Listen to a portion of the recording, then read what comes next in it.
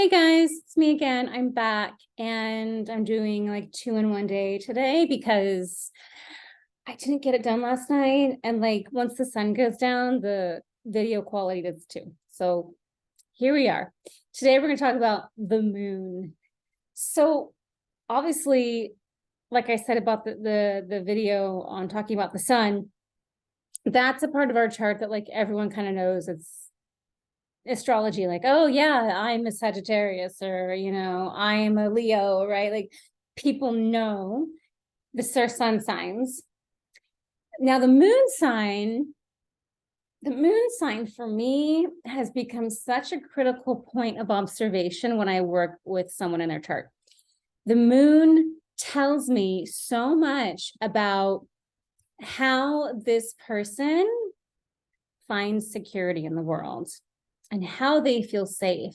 So the moon is synonymous with the fourth house and Cancer, and it represents the bottom part of the chart, the lowest point of the chart. If the sun is the midheaven, then the moon would be like the IC, right? The Imam Coeli as opposed to the midheaven. And so it's the most private part of our life, the most private part of our psyche. It's the subconscious, the unconscious, and our feelings. So the sun is what everyone sees. The moon is the more private part of us that only a privileged few get permission to look at. So as an astrologer, I just feel like, ooh, I just get to see the most private point of everyone's chart because I get to see their moon, what house it's in, what sign it's in, and how this part of them relates to life. And so the moon changes signs like roughly every 2.5 days. So this guy moves quick.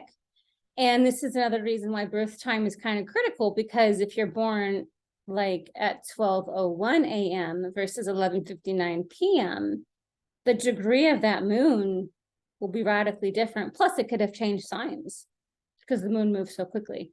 So knowing birth time is important. And the moon really, truly is, it's like our safety net. So when we feel triggered, it's kind of the thing that we go to we're like, this is what I need to feel safe. And to me, that's just fascinating. So like, Sages, they like to run away. Like Moon and Sag, they want their freedom, they're going to run off. That's what makes them feel safe. Moon and Taurus, money, that would make them feel safe.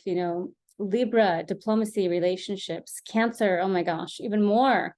It's interesting that Libra is an energy of the other. It's represents the other. Aries is the first, and it's singular. It's that I am energy, and then you've got the other side of the chart, which is the other, Libra partner. But Cancer, I find Cancer moons, oh my gosh, these people are just obsessed with needing security in their home and whatever comes along with that. Like they need people around them. They need that unit, that family unit. And a lot of times that means partner. They have to have someone in their life. So also it's like, if you're specifically dealing with a relationship thing, like if you're looking at synastry, there's a huge difference, for example, between a Cancer moon and like an Aquarius moon. An Aquarius moon is not warm and fuzzy. Are they loving? Absolutely. Are they warm and fuzzy? Not really. So like they're going to nurture and they're going to be supportive in a way that comes across as like a couple degrees of separation. Cancer is like, ooh, if I could crawl inside you, I would.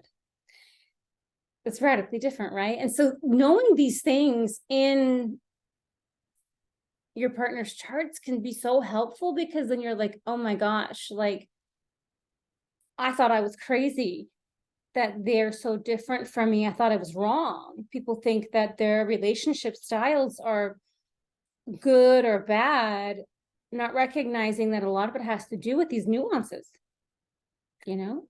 and And that's really critical, right? Like a Taurus moon wants roots. A Capricorn moon wants to build something solid.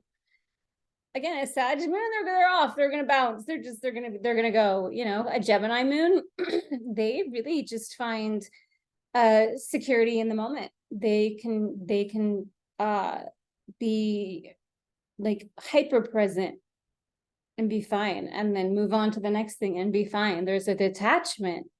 They don't need to have those roots or have something to lean on. They're just like, they find it almost through the moment itself and their capacity to relate intellectually. It's not a game of building or creating. It's more a space detachment. And again, you know, Gemini is the mind. I dated a guy when I was younger, and we were only 2 days apart in age. But see, I had a moon in Taurus. He has a moon in Gemini. And I called it.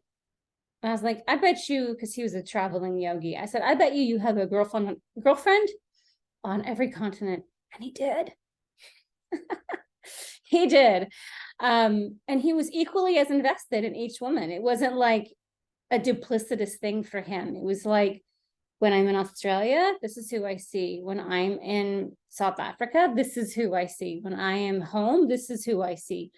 And it was equally as rewarding. You know, it wasn't this dirty game. But that's the thing about a Gemini moon.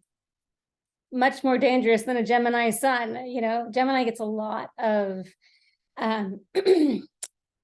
Gemini takes a lot of heat for being a dangerous sign, for being, you know, this energy that, like, because it's the two-headed snake, right? I guess it could really just be duplicitous. But I'm gonna tell you right now, like, Gemini moons are 10 times more dangerous than Gemini sun. So yeah, recognizing where your moon is tells you a whole lot about how you relate intimately with others and what you need to feel safe.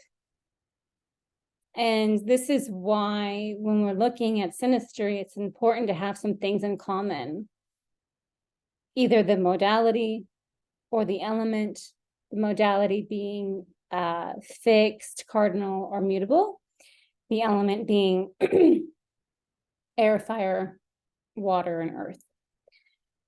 And so if you don't have either of these in common, that can be an incredibly tough situation, because how you define safety will be radically different. And typically they don't last. It's not a compatible energy, because it's too different, right? It's just, it's like the Aquarius moon is never going to be able to merge with a Cancer moon. It's too different. And I don't want to like call bullshit on anyone's relationships. Things can play out as they're going to play out. But I've definitely seen enough patterns to be like, that's a tough one. That is not an easy one. This is not a flowing dynamic. There are other things, like your suns do not need to be in common at all for you guys to get along. But your moons really need to have some similarities to get along. Otherwise it's going to be chaotic and really difficult over time. So yeah, the moon is definitely one of my favorite things to look at when I look at someone's chart. And because it changes signs so quickly, this also really is kind of like what affects our moods. You know, if the moon in the sky today is in Aquarius, we're not going to be feeling like the urge to cuddle up with the partner as much, you know. But if it's passing through Pisces or Cancer, yeah, if the moon is passing through Scorpio, we might feel some of those unconscious psychological demons come out, right? Like, God bless the moon for moving quickly, because if you are having a bad day, we know the moon's going to change signs very shortly. But that does have an effect on kind of our day-to-day. moods and rhythm and how we operate, and why on Monday you were in such a good mood and Tuesday you were like, I have just no energy or desire. It's because the moon probably switched signs and you're feeling that shift.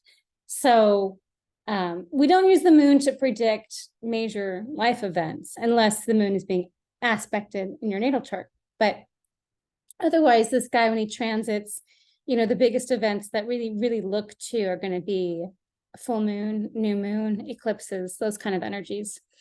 And, the full moon is when the sun and the moon are opposition, and the new moon is when they are conjunct.